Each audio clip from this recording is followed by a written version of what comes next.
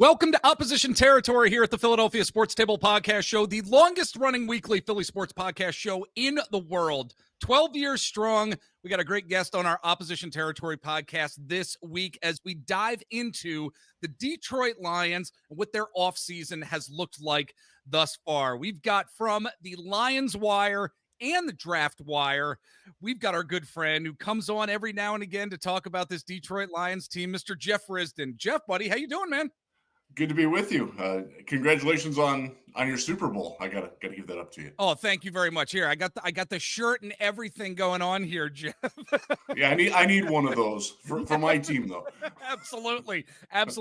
Look, I mean, you do such a great job covering the Lions. It's one of many reasons why I ask you to come on the pod here and really talk about this team, the direction that they are going. And of course, last year, a disappointment for the Lions. And many of us thought, quite frankly, I thought that we would see an Eagles-Lions NFC Championship game.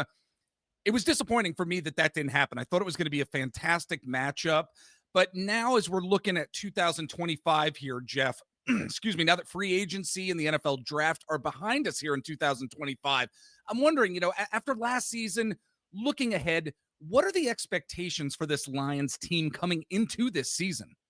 I think it's to be right there with Philadelphia once again as the top teams in the NFC, battling for the number one seed and home field advantage in that playoff bye. That's where they're at. Last year was definitely disappointing. It ended.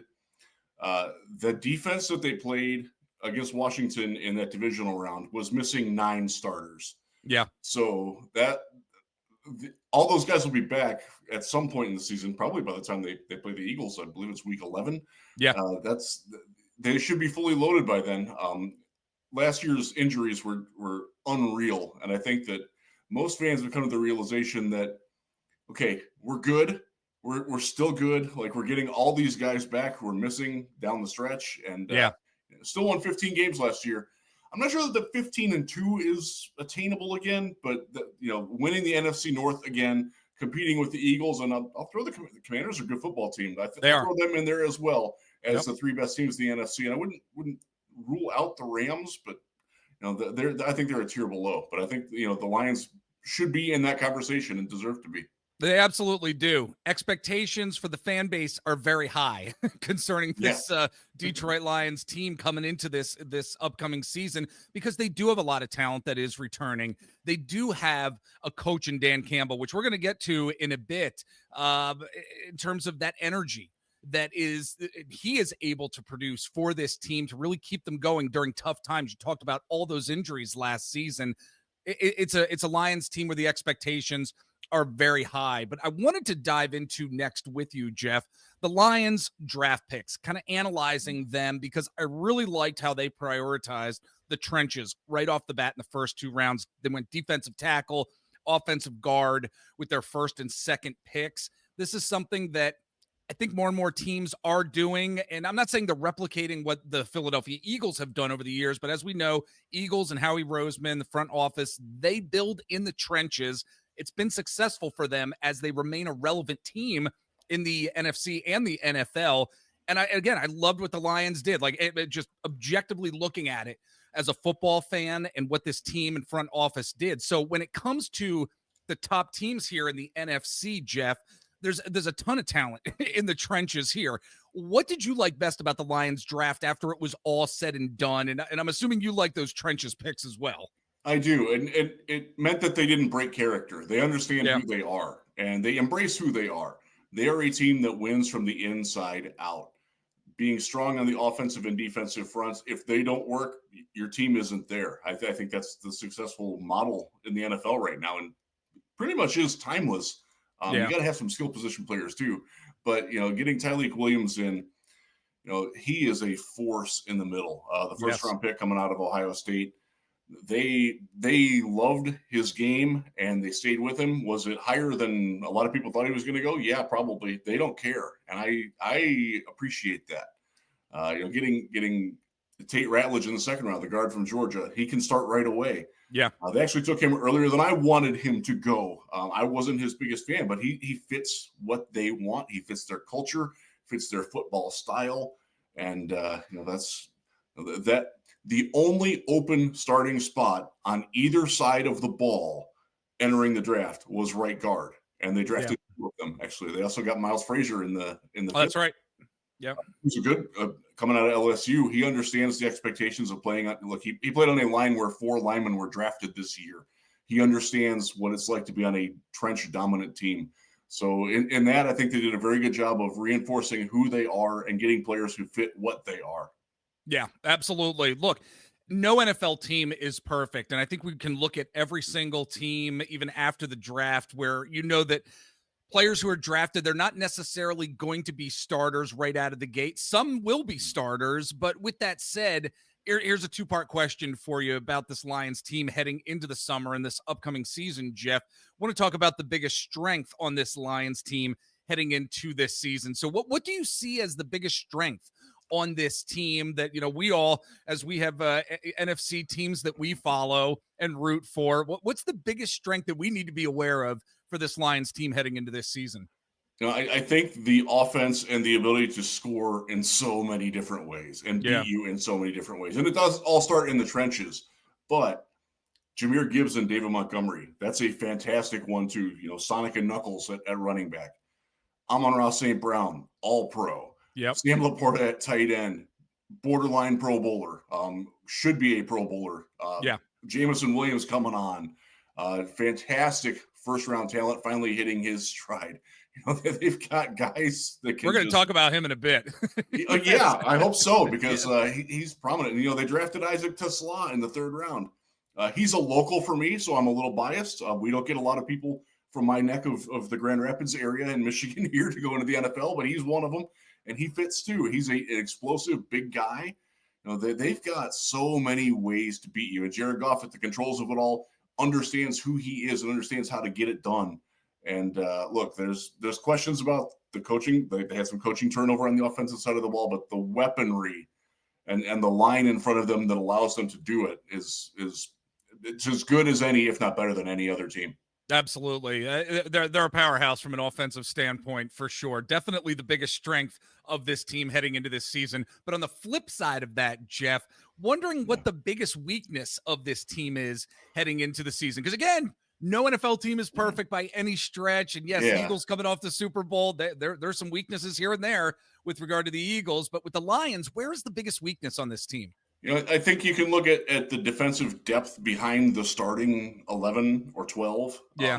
On the line specifically, you think? The line and also the secondary. Yeah. There's a lot of unproven parts there. They're hoping for a lot from Ennis Rakestraw in his 2nd season. He didn't really play much as a rookie, has had chronic hamstring problems for a long time. Their backup safeties, they might have signed a guy as an undrafted free agent who's the number 3 safety on the team right now. He'll be competing against Avonte Maddox, who you all know very well. Very well, to be that. It seems like Avonte is going to be penciled in as the number 3 safety, free safety, hybrid nickel type player. And that can work. He can probably be better than that. I think Eagles fans would probably agree with that. Yes, absolutely. And, you know, on the lines as well, it's unproven. There are bodies there, really on both offensive and defense. There's a lot of bodies that have to get sorted out. And not a lot of them have a lot of relevant experience. So if they get injuries like they did last year, look, they adapted and overcame last year. I think that was probably more on the force of will of the coach and the culture. I'm not sure you can rely on that again. You got to get some. It would be nice not to have to rely on the depth. Let's put it that way. Right. Exactly. Let's keep the injuries at a minimum this coming season for sure. Again, folks, we're talking to Jeff Risdon from the Lions Wire and the Draft Wire. Jeff, I know that you are on some social media sites out there. Can you tell everybody where they can follow you, buddy? Yeah, sure. You can get me on X, formerly Twitter, at Jeff Risdon, Risdon, as it says down there. Yeah. You can get me on Blue Sky. I am Jeff Riz with 2 Z's 19. And you can find me on YouTube on the Detroit Lions podcast, where I co-host, and I've been doing a lot of solo stuff lately because my co-host has been super busy. So we're doing all kinds of stuff as we can there. Nice. Very nice. And folks, really quick, if you're watching on YouTube, here are our social media sites here at the Philadelphia Sports Table Podcast Show. If you're listening on whatever audio podcast platform, you can just follow me on Blue Sky. Jeff Warren, search us out there. Like our Facebook page, facebook.com/Philadelphia Sports Table. We're also over on Instagram as well. Search out the Philadelphia Sports Table. You can follow me at Mr. Jeff Warren there. I'm over on TikTok as well at Mr. Jeff Warren there. And as we get back into this conversation about the Detroit Lions, Jeff, I want to talk about Jared Goff and what we've not only seen from him since he has come over from LA, but where he needs to go with his game in the future, because he is now at this point one of the premier quarterbacks in the NFC, if not the NFL in general. But there is a new passing game coordinator in Detroit in David Shaw. So I'm wondering, what type of quarterback does Jared Goff need to be from here on out? And where does he need to improve perhaps this coming season? So I'm wondering if David Shaw actually does help him get there to where he needs to be, in your opinion. I hope so. David Shaw, a ton of experience from working, under Jim Harbaugh for a long time. Was the Stanford head coach. Made a lot of nice things out of not so nice things there. And I think that will carry over into his time with the NFL. He and John Morton, who is the new Lions offensive coordinator, who was here in 2022 and then stepped away and came back. They are best friends. They get along very well. So they sort of see things in the same way. And Goff needs to keep doing what he's been doing, being efficient, killing the blitz. Please don't blitz Jared Goff. He's going to make you pay. Direct message for Brian Flores there in Minnesota, because he's not figured that out yet. It's one of the reasons why Lions fans don't fear the Vikings at all. Right. At all. Right. But I think in terms of improvement, I think he can. There are times where he gets a little too locked into one specific play or player. Right.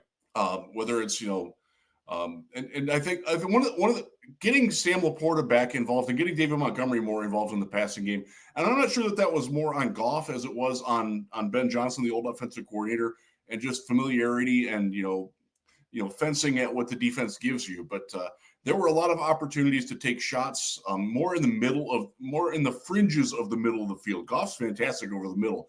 If you get him in the seams, like on the hashes and outside that a little bit, he can struggle a little bit there. And I think getting more involved early there can do well. And boy, if he can pick up his foot speed from, somewhere from the 5.5 range in the 40, I think that'd be a little bit nice too. Maybe do some ladder drills this year, just to get a little bit more agile. I mean, he's never going to be an athlete.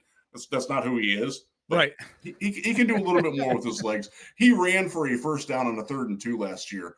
On a naked bootleg, and the fans and his teammates went absolutely bonkers. I kind of want to see a little bit more of that. Yeah, absolutely. That's something he can do. Look, he's no Jalen Hurts necessarily when it comes to getting the ball down the field with his legs, but still 2 yards, 3 yards, he can definitely do that. Implement that as part of the offensive plan. I think that'll be very successful for them as well. But moving along here, Jeff, personally, I think Jameson Williams, who you mentioned earlier, is going to be a beast this coming season, catching the ball from Jared Goff. I mean, he needs to find that consistency during a 17-game season, which I think that he will do as he continues to grow and continues to develop. What are your thoughts on Jameson Williams here and what he's going to bring to the offense and the team overall this season as he, again, really continues to develop here? One of the things that he did last year that they hadn't really used him at was he had primarily been a vertical threat or a, jet sweep type thing. They figured out how to use him on crossing routes and drags and, things like that. They used hook and ladder with him. They can do all sorts of things with it. Using his speed horizontally instead of just vertically. Yeah. And he embraced that because he's like, oh, I'm running away from a closing safety here. Like I got this. Yeah. And his confidence in his hands, it still needs to grow. There's room for work there, but he got better at it. He is, and Dan Campbell said this once, he's not a natural catcher of the football, but he's getting a lot better at it and getting a lot more confident and secure with it. And that's something that, Goff clearly trusts him. The new coaching staff and one of the subtle changes. They do have a new wide receivers coach, but he's been here. It was the former assistant head coach and running backs coach, Scotty Montgomery. And he and JMO, everybody calls him JMO, are very tight. And I think that might help a little bit too. And that's nothing against Antoine Randall L., who's now with the Bears and went with Ben Johnson, is a fantastic wide receivers coach. And I liked him. But I think that this might be a little bit more of a big brother situation. Okay. I think that's JMO needs that. JMO's not a guy who responds super well to being dogged. He's a guy that you need to keep building him up. And I think Scotty understands that pretty well. So he's got the potential. He's not going to lead the team in receptions. He might lead the team in receiving yards this year. He got 1,000 last year. Wouldn't surprise me if he got over 1,250 this year. Yeah. And finding the end zone and just being he's also, I wouldn't say that he wasn't bought in when he wasn't, this wasn't Corey Coleman at Baylor or anything like that, where he wasn't running routes hard when he knew he wasn't going to get the ball. Right. But you could tell that he was a little bit dispirited at times, and that's gone. And that's good to see.